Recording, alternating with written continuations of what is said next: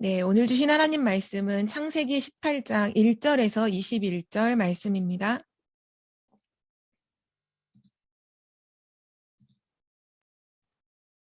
창세기 18장 1절에서 21절 말씀인데요.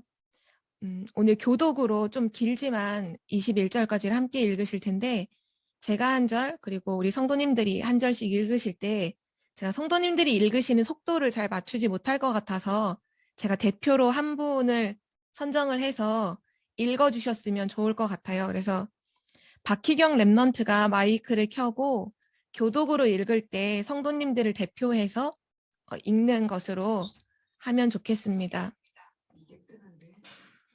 네, 창세기 18장 1절에서 21절.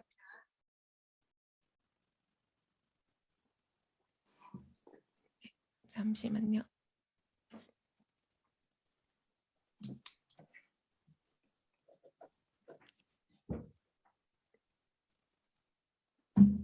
네, 한 절씩 교독하시겠습니다. 제가 먼저 읽겠습니다. 여호와께서 마므레의 상수리 나무들이 있는 곳에서 아브라함에게 나타나시니라. 날이 뜨거울 때에 그가 장막문에 앉아 있다가 눈을 들어 본즉 사람 셋이 맞은편에 서 있는지라. 그가 그들을 보자 곧 장막 문에서 달려나가 영접하며 몸을 땅에 굽혀 이르되 내 주여 내가 주께 은혜를 입었사오면 원하건대 종을 떠나 지나가지 마시옵고 물을 조금 가져오게 하사 당신들의 발을 씻으시고 나무 아래에서 씻소서. 내가 떡을 조금 가져오리니 당신들의 마음을 상쾌하게 하신 후에 지나가소서. 당신들이 종에게 오셨음이니이다. 그들이 이르되 내 말대로 그리하라. 아브라함이 급히 장막으로 가서 사라에게 이르되 속히 고운 가루 세 쌀을 가져다가 반죽하여 떡을 만들라 하고 아브라함이 또 가축대 있는 곳으로 달려가서 기름지고 좋은 송아지를 잡아 하인에게 주니 그가 급히 요리한지라. 아브라함이 엉긴 젖과 우유와 하인이 요리한 송아지를 가져다가 그들 앞에 차려놓고 나무 아래에 모셔 섬에 그들이 먹으니라. 그들이 아브라함에게 이르되 내 아내 사라가 어디 있느냐? 대답하되 장막에 있나이다. 그가 이르시되 내년 이맘때 내가 반드시 내게로 돌아오리니 내 아내 사라에게 아들이 있으리라 하시니 사라가 그 뒤 장막 문에서 들었더라. 아브라함과 사라는 나이가 많아 늙었고 사라에게는 여성의 생리가 끊어졌는지라. 사라가 속으로 웃고 이르되 내가 노쇠하였고 내 주인도 늙었으니 내게 무슨 즐거움이 있으리요. 여호와께서 아브라함에게 이르시되 사라가 왜 웃으며 이르기를 내가 늙었거늘 어떻게 아들을 낳으리요 하느냐. 여호와께 능하지 못한 일이 있겠느냐. 기한이 이를 때에 내가 내게로 돌아오리니 사라에게 아들이 있으리라. 사라가 두려워서 부인하여 이르되 내가 웃지 아니하였나이다. 이르시되 아니라 내가 웃었느니라. 그 사람들이 거기서 일어나서 소돔으로 향하고 아브라함은 그들을 전송하러 함께 나가니라. 여호와께서 이르시되 내가 하려는 것을 아브라함에게 숨기겠느냐.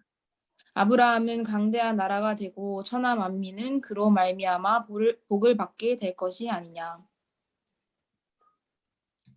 내가 그로 그 자식과 건속에게 명하여 여호와의 도를 지켜 의와 공도를 행하게 하려고 그를 택하였나니 이는 나 여호와가 아브라함에게 대하여 말한 일을 이루려 함이니라.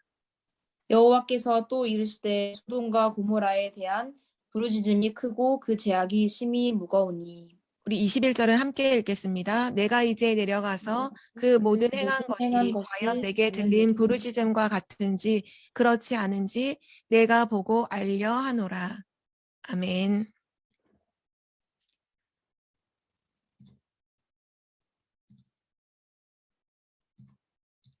네, 오늘 코로나로 인해서 저희가 부득이하게 교회 함께 가지 못하게 되었어요. 그러니까, 지금 저희 가족 중에 몇몇 분만 빼놓고는 다 확진자이시거든요. 그래서 오늘 수요일 그리고 금요일 함께 온라인으로 계속 모이게 될 것 같고요. 지금 상황으로 봤을 때에는 주일날도 온라인으로 온라인으로 예배를 드리게 될 것 같아요. 그래서 그때는 유튜브 생방송으로 이제 실시간으로 송출이 될지 아니면 이렇게 줌으로 같이 예배를 드리게 될지 다시 차후에 광고를 드리도록 할 테고요. 그래서 부득이하게 이번 40회 렘넌트의 날로 함께 모이기로 했던 부분은 한 주간 뒤로 연기해서 4월 둘째 주에 4월 10일이죠. 4월 둘째 주에 렘넌트의 날로 인도받도록 하겠습니다. 제가 오늘 칠판이 없는 관계로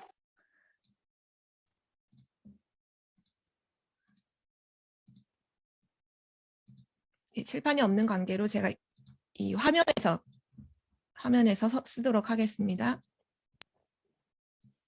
오늘 말씀의 제목은 창세기 23과고요. 아브라함의 은혜 생활입니다.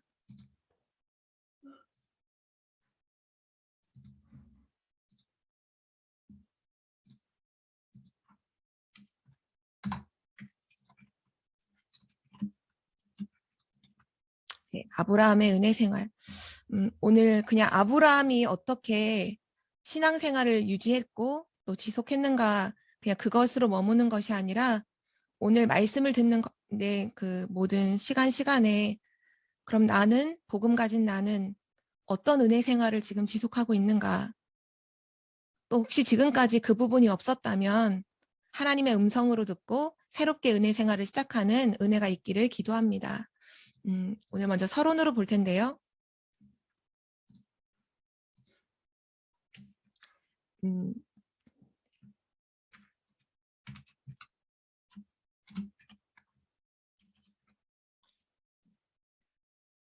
아브라함이 불신앙을 버리고 난 이후에 오늘 이 은혜 생활이 시작되었거든요. 우리도 신앙생활에 있어서 가장 중요한 부분은 사실 뭘 하는 것도 되게 중요하지만 그보다 더 근본적으로 가장 중요한 것이 있어요. 너무나 중요한데 우리는 너무나 익숙하고 당연한 것으로 여겨서 이 축복을 놓칠 때가 너무나 많거든요.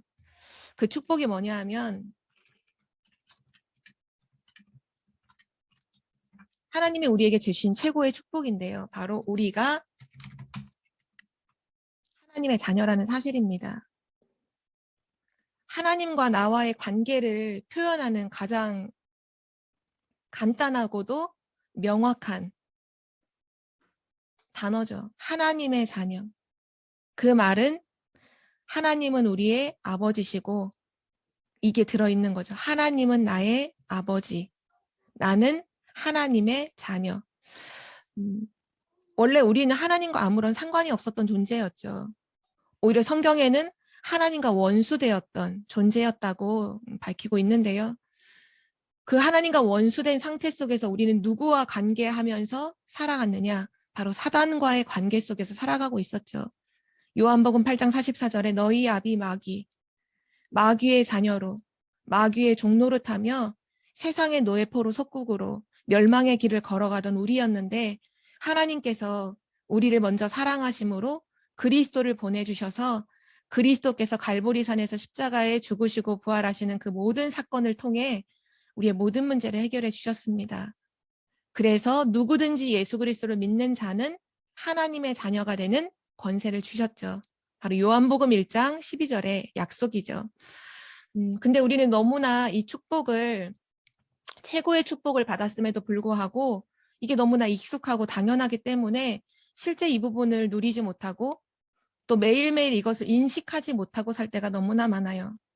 근데 우리가 조금만 가만히 멈춰서 하나님 앞에서 질문해 볼 때 이보다 더 큰 축복이 없다는 걸 알게 되죠. 누가 하나님의 응답을 받게 될까요? 하나님의 자녀입니다. 우리는 지금 살아있으면서도 하나님 나라의 배경을 누리죠. 실제 누가 천국을 가게 될까요? 천국이 누구의 소유인가요? 하나님 자녀의 것입니다. 또 누가 세상을 살릴까요? 누가 세상의 재앙을 막고 세상에 정확한 답을 주며 세상을 살릴 수 있을까요? 바로 복음 가진 하나님의 자녀입니다. 하나님의 자녀. 나는 하나님의 자녀다. 이것이 하나님이 우리에게 주신 가장 최고의 축복이죠. 그렇다면 이 하나님의 자녀인 우리에게 하나님이 주신 최고의 응답은 무엇일까요? 바로 하나님이 함께 하시는 것입니다. 하나님이 우리와 함께 하신다. 바로 임마누엘의 축복이 하나님의 자녀에겐 최고의 축복이에요. 왜냐? 하나님의 자녀는, 그러니까 우리는 하나님의 형상대로 창조되었기 때문이죠. 하나님의 형상대로 창조된 우리가 창세기 3장 문제로 인해서 하나님을 완전히 떠난, 하나님과의 완전 단절된 상태, 성경은 그걸 죽음 상태라고 했죠. 영이 완전히 죽어있는, 하나님과 완전히 단절되었던 우리가 그리스도로 말미암아 하나님의 자녀가 된 이후에 최고의 응답이 뭐냐? 하나님이 우리와 영원히 함께 하신다는 사실입니다. 성경에 보면 하나님께서 아브라함을 부르시고 축복하시면서 뭐라고 말씀하시냐? 내가 너와 함께 하겠다 말씀하셨어요. 하나님께서 그 애굽에 모세를 부르실 때 사실 도망자의 신분으로 있을 때 광야에서 부르셨죠. 모세를 부르시고 너를 출애굽의 지도자로 세웠다. 애굽으로 돌아가서 내 백성을 이끌어내라 말하고 말씀하시면서 약속하신 건 한 가지밖에 없어요. 내가 너와 영원히 함께하겠다. 모세가 죽고 난 이후에 여호수아에게도 하나님 말씀하시죠. 너는 강하고 담대하라. 두려워하지 말라. 너는 좌로나 우로나 치우치지 말고 내가 너에게 명령한 모든 것을 지켜라. 그러면 반드시 승리하게 될 것이다. 내가 모세와 함께 있었던 것 같이 너와 항상 함께 있으리라. 하나님은 언제든지 중요한 인물들을 부르시고 하신 약속이 뭐냐, 응답이 뭐냐, 한 가지였어요. 내가 너와 함께 하겠다. 하나님은 지금도 하나님의 자녀인 우리에게 이 응답을 이미 주셨죠. 임마누엘, 영원히 우리와 함께 하신다. 마태복음 28장에 약속하셨죠. 세상 끝날까지 너희와 항상 함께 있으리라. 오늘 우리가 이 시간 중요한 아브라함의 은혜 생활이라는 말씀을 듣기 이전에 먼저 서론으로 정말 먼저 회복해야 돼요. 내가 누구인지, 내가 가진 것이 무엇인지, 내가 받은 것이 무엇인지를 모른다면 우린 앞으로 받을 것이 무엇인지도 알 수가 없죠. 그러나 내가 누구인지 알고 내가 받은 것이 무엇인지 안다면 내가 앞으로 받을 응답도 무엇인지 정확하게 알게 되죠. 우리는 기억해야 돼요. 오늘 나는 하나님의 자녀입니다. 하나님은 지금 우리와 함께하고 계십니다. 임마누엘의 축복이죠. 이제 이 하나님의 자녀에게 있어서 가장 중요한 것, 바로 가장 중요한 시작이 뭐냐? 그게 바로 오늘 말씀하고 계시는 은혜 생활을 시작하는 거예요. 하나님의 은혜를 누리는 거죠. 더 쉽게 말하면 바로 하나님을 누리는 생활입니다. 하나님이 우리에게 준 최고의 축복, 임마누엘을 가지고 있다면 이제 우리는 어떻게 시작해야 할까요? 하나님을 누려야 합니다. 그것이 바로 은혜 생활이에요. 아브라함이 불신앙을 버린 이후에 제일 처음에 한 행동이 뭐였냐면 조카 롯을 떠내보내고 그 불신앙에 갖고 있던 가장 근본적으로 갖고 있던 불신앙을 완전히 버리고 난 이후에 하나님 앞에 단을 쌓았죠.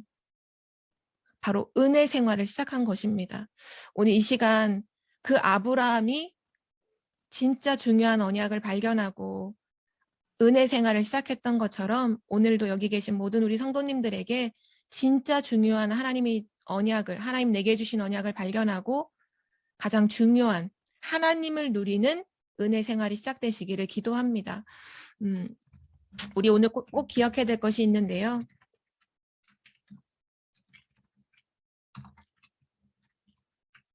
아브라함은 하나님의 언약을 믿고 난 이후에 무엇을 지속했느냐? 바로 기도 생활을 지속했어요.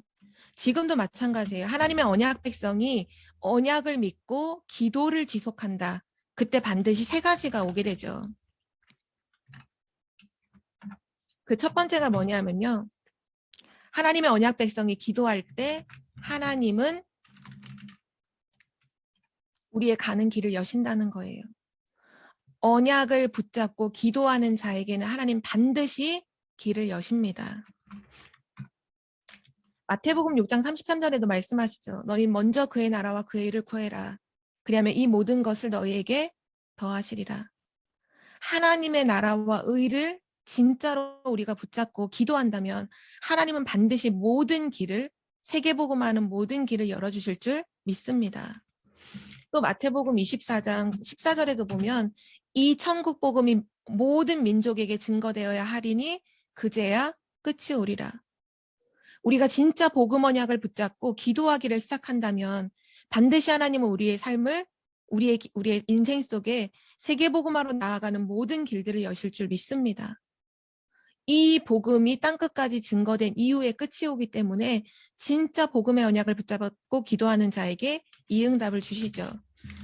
또 마태복음 28장 18절에서 20절에도 보면 하나님이 주신 복음의 언약을 붙잡고 모든 민족을 제자로 삼는 그 언약 붙잡고 기도하는 자에게 하나님은 세상 끝날까지 항상 함께 하시겠다고 약속하셨고요.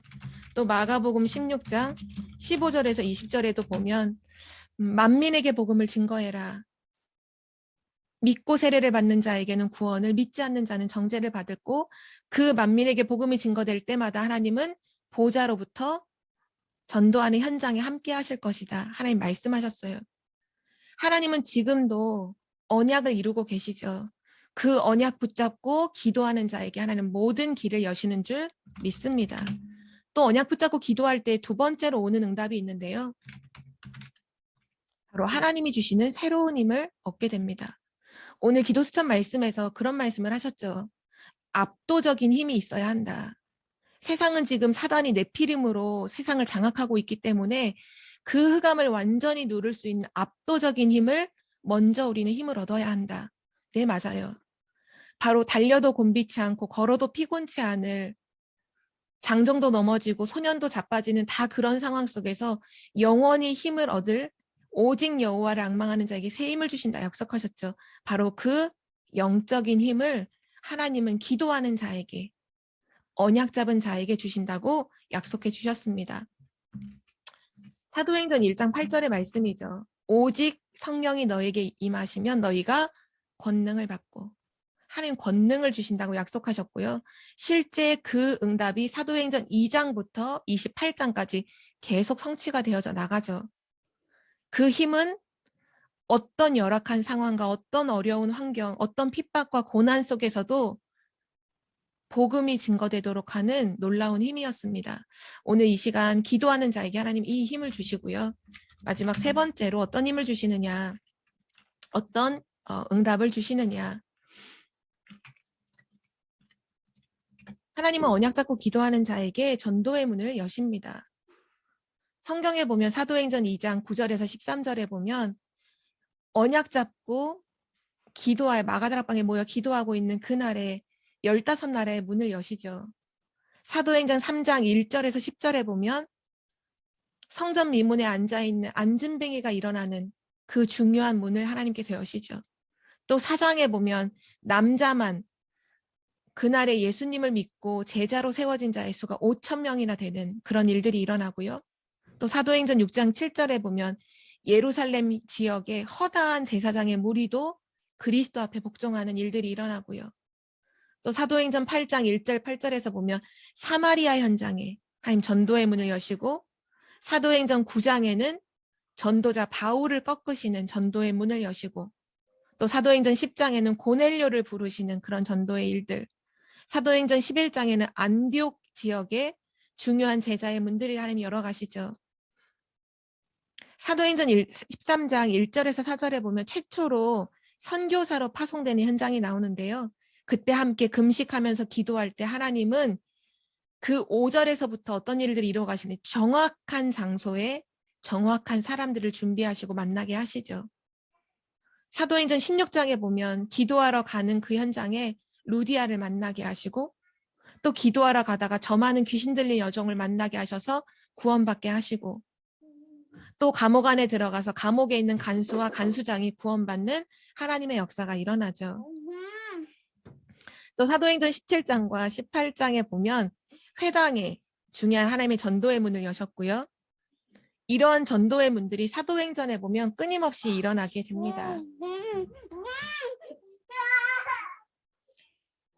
하나님의 언약을 붙잡고 기도하는 자에게 반드시 일어나는 응답인 줄 믿습니다. 오늘 그러면 아브라함은 그 언약을 붙잡고 어떻게 은혜를 누렸는지를 함께 확인해 보도록 하겠습니다. 오늘 본론인데요.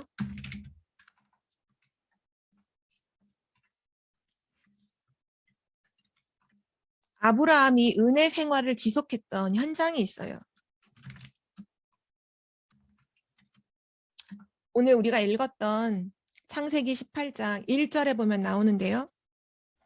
여호와께서 마므레의 상수리 나무들이 있는 곳에서 아브라함에게 나타나시니라. 날이 뜨거울 때 그가 장막문에 앉아 있다가.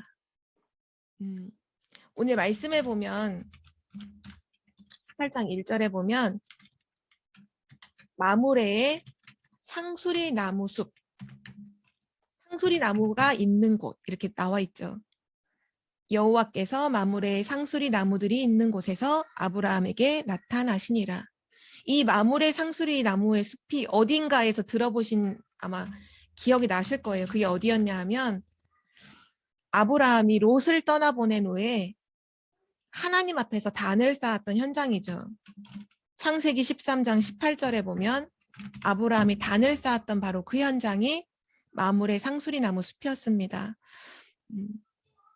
단을 쌓았다라고 할 때에는 그 단을 쌓고 반드시 하나님 앞에 예배드리는 제물을 드리죠. 그러니까 피제사를 드렸다는 거예요.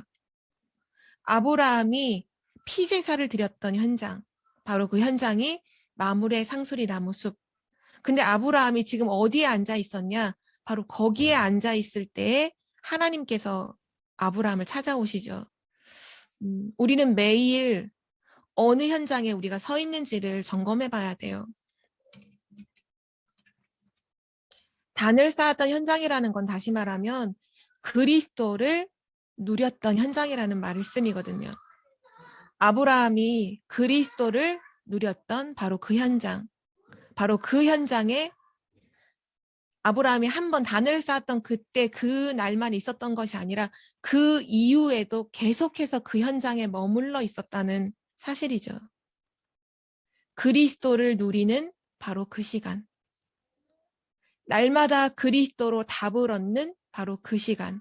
그 은혜 생활을 아브라함은 지속했어요. 그때 어떤 결과가 왔을까요? 창세기 14장에서 14장 14절에서 보면 하나님께서 아브라함을 굉장한 거부가 되게 하시거든요. 그러니까 가병 318명을 거느리고 있을 만큼의 거부가 되게 하시죠. 이때 당시에 이제 육신적인 것을 찾아서 아브라함을 떠났던 그 조카 롯은 소돔과 고모라 땅을 선택을 했죠.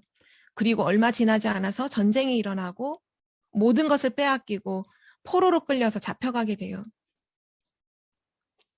하나님 앞에서 그리스도의 언약을 붙잡고 누림을 시작했던 아브라함은 거부가 되는데 영적인 것을 다 잊어버리고 육신적인 것을 쫓아갔던 그 롯은 실제로는 포로가 된 상태로 머물렀거든요. 그때 아브라함이 가병을 이끌고 가서 그 조카 롯을 완전히 찾아오죠. 여기서 뭐를 알 수 있을까요? 아브라함은 단지 돈을 많이 번 거부가 됐다, 사람들을 많이 거느린 거부가 됐다가 아니라 승리 생활을 했다는 거예요. 어떤 승리를 했느냐? 영적으로도 실제 삶의 부분에서도 승리하는 생활을 계속하게 되었던 거죠.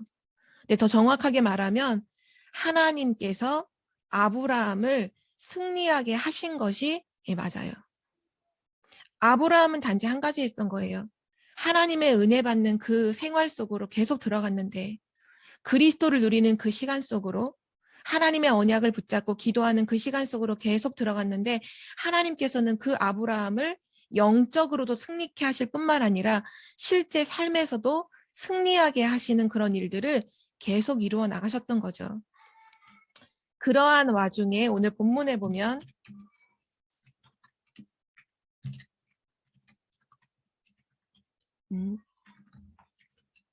하나님이 주의 천사를 아브라함에게 이제 보내시죠. 창세기 18장 2절에서 7절 말씀에 나와 있는데요. 눈을 들어본즉 사람 셋이 맞은편에 서 있는지라 그가 그들을 보자 곧 장막문에서 달려나가 영접하며 몸을 땅에 굽혀 이르되 내 주여 내가 주께 은혜를 입었사오면 원하건대 종을 떠나 지나가지 마시옵고 물을 조금 가져오게 하사 당신들의 발을 씻으시고 나무 아래에서 쉬소서. 내가 떡을 조금 가져오리니 당신들의 마음을 상쾌하게 하신 후에 지나가소서. 당신들의 종에게 오셨음이니이다. 그들이 이르되 내 말대로 그리하라.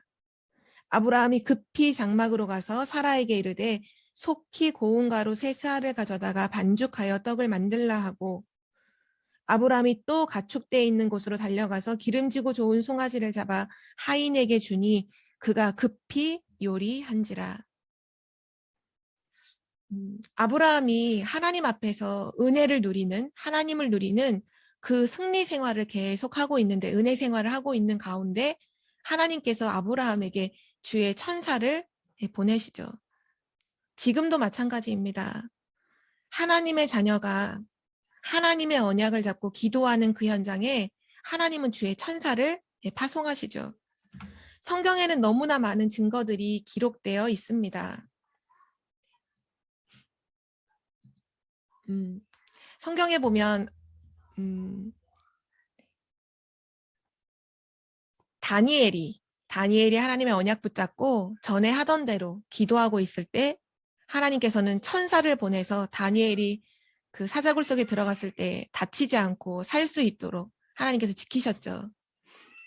성경 말씀에 보면 뭐라고 말씀하시냐면 다니엘서 6장 22절에 보면 나의 하나님이 이미 그의 천사를 보내어 사자들의 입을 봉하셨으므로 사자들이 나를 상해하지 못하셨사오니. 다니엘이 고백을 하죠. 그 앞서서 다니엘의 새 친구들도 하나님의 언약을 붙잡고 기도를 계속 지속하고 있을 때 하나님께서 풀무불 가운데 주의 천사를 보내시죠. 다니엘서 3장 25절에 보면 이렇게 왕이 고백을 하는데요. 느부갓네살 왕의 고백이에요. 왕이 또 말하여 이르되 내가 보니 결박되지 아니한 네 사람이 불 가운데로 다니는데 상하지도 아니하였고 그 넷째의 모양은 신들의 아들과 같도다 하고 다니엘의 세 친구가 풀무불에 들어갔는데 신들의 아들과 같은 넷째의 형상을 가지고 있는 존재가 그들과 함께하고 있다라는 고백을 하고 있습니다.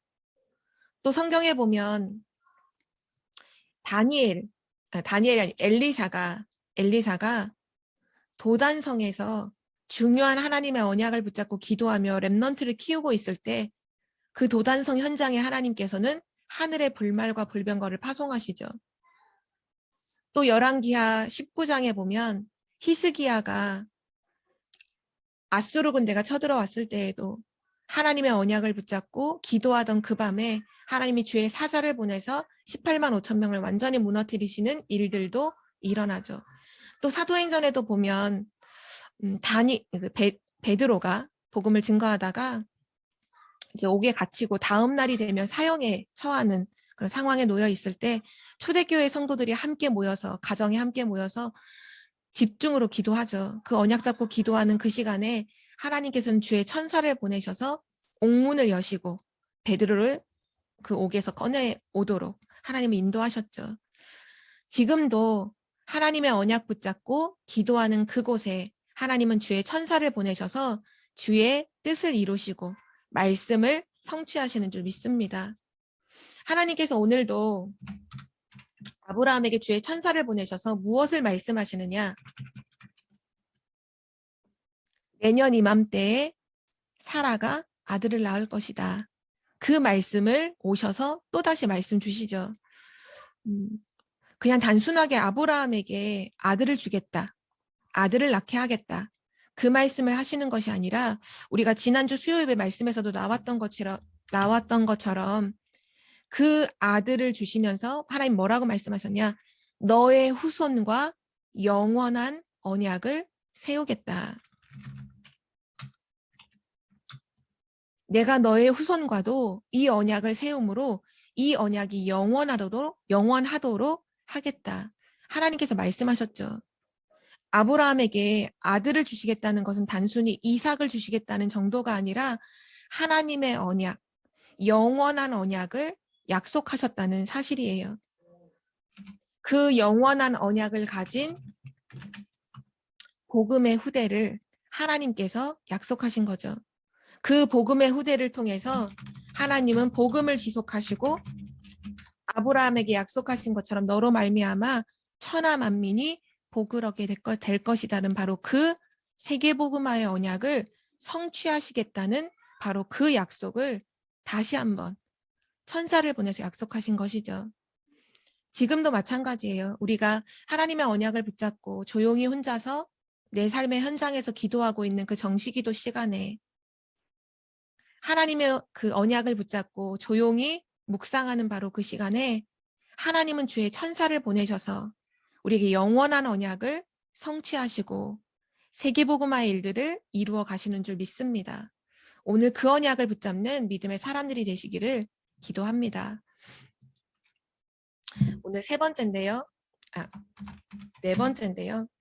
오늘 이 천사가 와서 아브라함과 그 사라에게 아들을 낳게 될 거라는 거 얘기만을 하고 간 것이 아니라 되게 중요한 또 한 가지를 미리 알려주죠.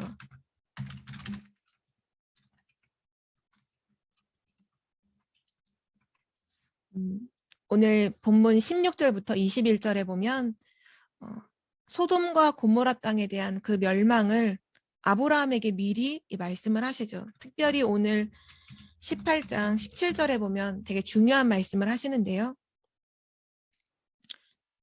창세기 18장 17절에 보면 여호와께서 이르시되 내가 하려는 것을 아브라함에게 숨기겠느냐. 지금 아브라함을 찾아왔던 주의 천사가 다시 이제 돌아가려고 하는 그 즈음에 16절부터 먼저 보면 그 사람들이 거기서 일어나서 소돔으로 향하고 아브라함은 그들을 전송하러 함께 나가니라. 그들은 이제 소돔과 고모라를 멸망시키기 위해서 하나님의 그 언약 속에서 그 현장으로 가고 있는데 그들을 전송하러 아브라함이 함께 나오죠. 바로 그때 하신 얘기예요.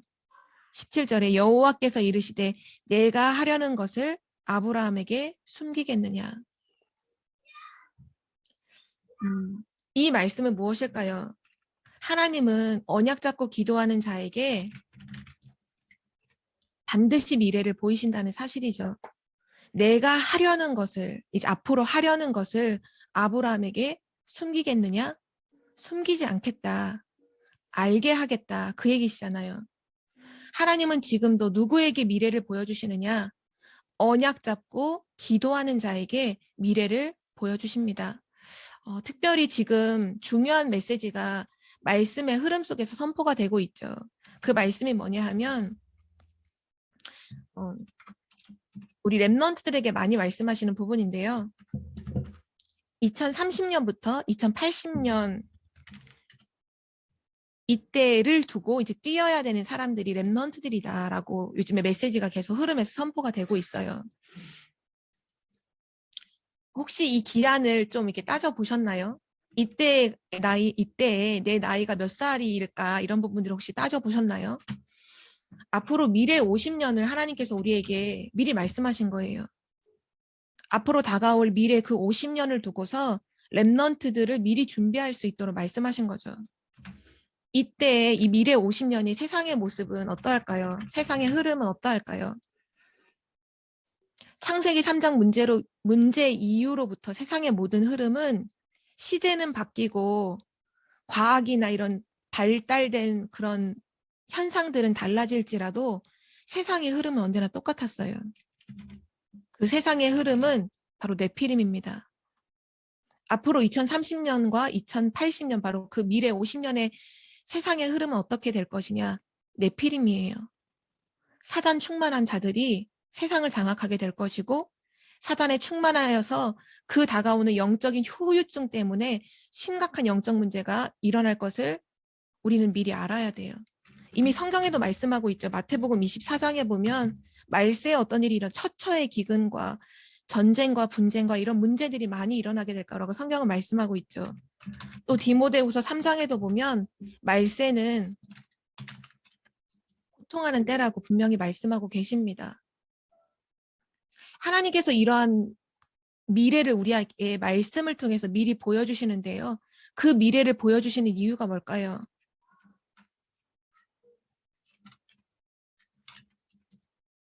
준비하라고 하시는 거잖아요. 준비. 미래를 준비하도록. 그래서 우리는 지금 메시지의 흐름 속에서 앞으로 미래 2030년부터 2080년까지 우리 랩넌트들이 세상의 주역으로 뛰어야 하는데, 그러기 위해서 중요한 것이 바로 지금 2022년 지금. 그럼 나는 무엇을 준비해야 되는가? 더 정확하게 말하면 하나님은 지금 우리에게 무엇을 준비하라고 하시는가? 이게 너무나 중요하죠. 세상의 흐름만 있는 게 아니라 하나님의 말씀도 흐름이 있어요. 지금 그럼 우리는 무엇을 준비해야 되느냐를 두고서 뭐를 지금 타셔야 되느냐? 말씀의 흐름을 타셔야 돼요. 지금 하나님께서 주시는 선포하시는 모든 강단과 또 본부 메시지와 또 중요한 훈련의 메시지들을 통해서 지금 선포되는 말씀의 흐름은 한 가지예요. 그 메시지는 뭐냐? 앞으로 다가올 미래를 살릴 수 있는 것을 준비하게 하시는 한 가지를 계속해서 지금 말씀하고 계시거든요. 혹시 그게 무엇인지 확인을 하셨나요? 보좌와입니다. 하나님의 보좌를 내 안에 세우고, 우리 하나님의 보좌가 우리 교회 안에 임하고 하나님의 보좌가 현장에 임하는 바로 그 보좌와의 축복을 지금 누리라고 계속해서 말씀하고 계세요. 이 보좌와가 바로 나의 24, 교회 24, 현장 24죠. 네피림을 무너뜨릴 수 있는 가장 유일한 답은요, 시공간을 초월하는 보좌의 축복밖에 없어요. 이 보좌의 축복, 이 보좌의 축복으로 말미암아 성삼위 하나님이 주시는 참된 능력으로만 네피림을 무너뜨리고 그 네피림 현장에 사로잡혀 있는 사람들을 살릴 수가 있죠. 그래서 지금 계속해서 나오잖아요. 393 기도를 계속하라. 이 보좌와를 어떻게 누려, 무엇으로 누릴까요? 기도로 누리는 거예요. 그래서 우리 강단 말씀에서도 계속 기도의 흐름 나오잖아요. 하나님의 나라를 누리는 기도. 그게 보좌와를 말하는 거죠. 먼저 구하라. 먼저 그의 나라와 그의 의를 구하라. 보좌와를 말씀하고 계시는 거예요. 올바른 기도를 시작하라. 이번 주에 보좌 24, 성령 24라고 말씀해 주셨죠. 지금 말씀의 흐름이 무엇이냐? 앞으로 다가올 네피림의 그 엄청난 영적 문제와 시대의 재앙을 막을 수 있는 보좌와의 축복을 지금 준비하라고 말씀하고 계십니다. 아브라함에게 미래를 보여주신 것처럼, 소돔과 고모라의 멸망을 미리 보여주신 것처럼 하나님께서 지금 우리에게 미래를 미리 보여주셨어요. 이 언약을 지금 우리는 붙잡고 실제 누려야 하겠죠. 실제 393의 비밀, 이 보좌의 축복 실제 누려야 돼요. 이 보좌의 주인 대신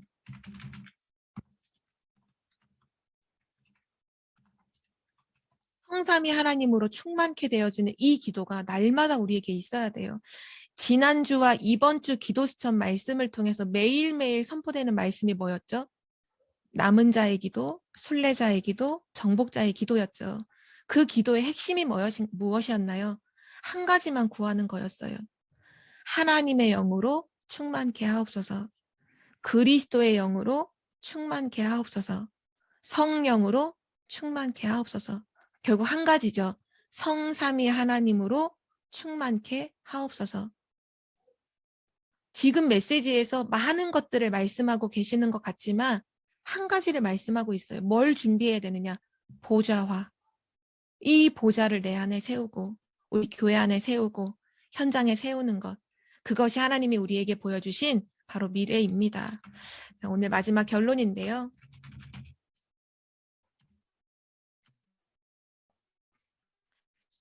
아브라함이 가지고 있는 모든 불신앙을 버린 그때로부터 모든 응답은 시작되었죠. 오늘도 이 시간 진짜 우리의 모든 불신앙이 무너지는 시간이 되기를 기도합니다. 우리의 불신앙에 가장 중요하게 차지하고 있는 부분이 뭐냐면 결국은 말씀이 아닌 내 생각이거든요. 말씀 없는 내 생각.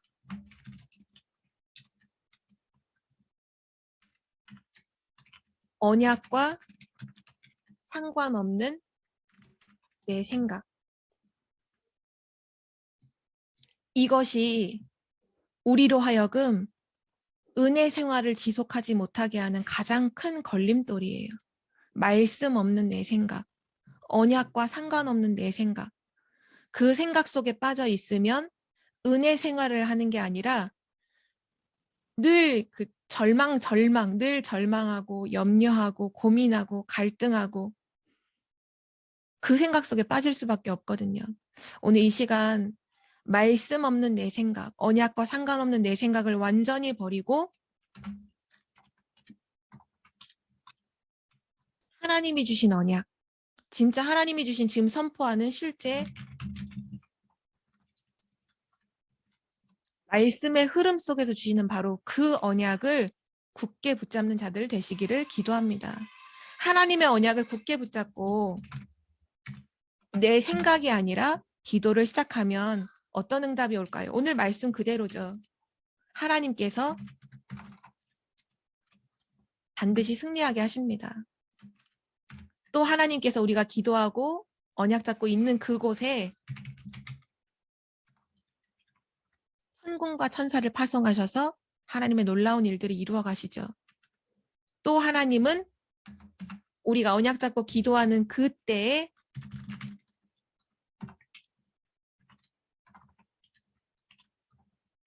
영원한 언약을 성취하시고요.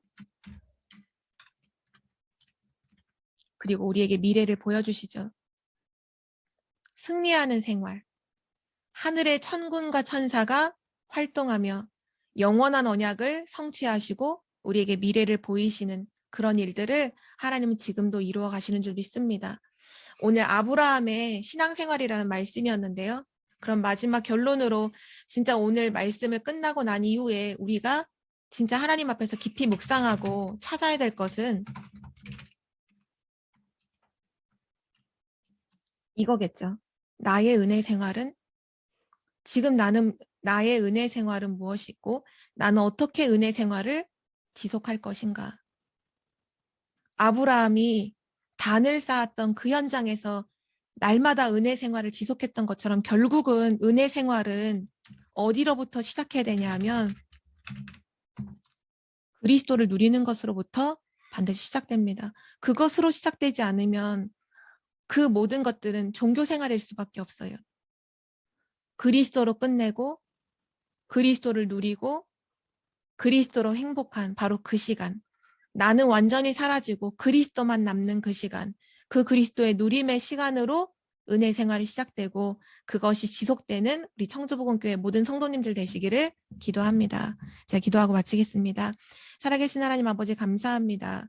오늘 아브라함의 은혜 생활이란 말씀을 통해서 정말 하나님 자녀가 누려야 할 임마누엘의 축복, 또 하나님을 누리는 바로 그 시간, 바로 그 축복을 회복할 수 있도록 우리에게 은혜를 베풀어 주심을 감사드립니다. 우리가 언약 잡고 기도하는 그 시간에 하나님께서 천군과 천사를 파송하시며 우리에게 미래를 보이시며 하나님의 영원한 언약을 성취하시는 줄 믿고 감사를 드립니다. 불신자와 같이 살지 않고 세상 사람들처럼 염려 속에서 살지 않고 하나님을 누리는 은혜 속에서 날마다 승리하게 하옵소서. 미래를 미리 보고 미래를 살리는 참된 증인으로 서게 하여 주옵소서. 반드시 다가올 미래를 두고 오늘 보좌와의 축복을 누리는 한 사람으로 서게 하여 주옵소서. 감사를 드리며 주 예수 그리스도의 이름으로 기도드립니다. 아멘.